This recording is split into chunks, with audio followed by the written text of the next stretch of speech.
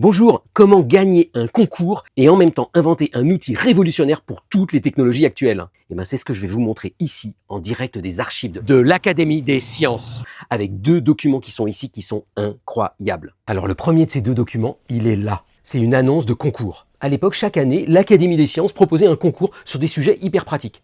Et la plupart du temps, les gens ils n'arrivaient pas à résoudre le concours, donc le prix n'était pas donné. Sauf cette année-là. On est en 1811, et alors le titre du concours, c'est « Donner la théorie mathématique des lois de propagation de la chaleur ». En gros, si vous avez une barre métallique et que vous la chauffez d'un côté, dites-moi à quelle vitesse la chaleur avance pour me brûler les doigts de l'autre côté. Alors plusieurs personnes envoient des mémoires, dont celui-ci. Et vous voyez, ça rigole pas, hein, plus de 200 pages écrites à la main pour donner une théorie de la chaleur.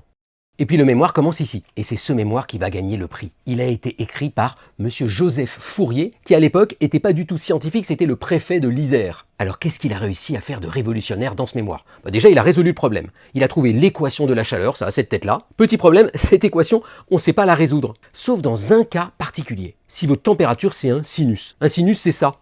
C'est une vague très régulière. Alors manque de chance, ça sert absolument à rien. Mais Fourier se dit, si je sais résoudre l'équation avec un sinus, j'ai qu'à toujours me ramener à un sinus. Et donc il commence à se lancer dans tout un développement mathématique où il se dit n'importe quelle forme, je vais la transformer en sinus. Et c'est ce qu'il fait ici. Il écrit on peut employer une analyse semblable pour développer n'importe quelle fonction en sinus. Alors qu'est-ce que ça veut dire? Par exemple, si vous avez une fonction comme ça, en fait c'est la somme de sinus comme ça. Il suffit juste de mettre le bon nombre de sinus, la bonne taille pour chaque sinus et la bonne période. Ça s'appelle depuis une transformée de Fourier. Alors qu'est-ce que ça veut dire en vrai?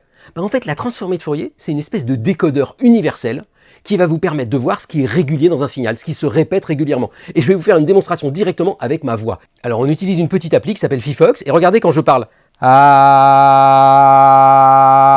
Chacun de ces pics représente un sinus. Regardez, le premier par exemple, il est à 269 Hz, donc ma voix vibre à 269 Hz, mais elle vibre aussi un peu à 404 Hz, et puis un petit peu aussi à 533 Hz. C'est ça qui fait le timbre de ma voix. On vient de faire une analyse de Fourier. Regardez toutes les vibrations qui se cachent dans mes cordes vocales. Et donc cet outil mathématique va devenir l'outil numéro 1 en acoustique, en optique, en physique quantique, en traitement du signal. Et là, en ce moment, vous êtes en train de l'utiliser sans le savoir. Je vous envoie de la vidéo, je vous envoie du son, mais avant qu'il vous arrive, ça va être transformé avec une transformée de Fourier et on va virer tout ce qui est à droite dans les hautes fréquences. Parce que votre œil et vos oreilles, ils ne voient pas les hautes fréquences.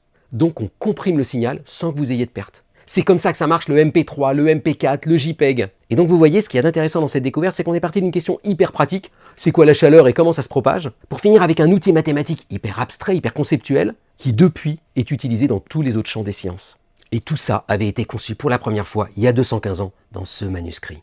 Bonne journée!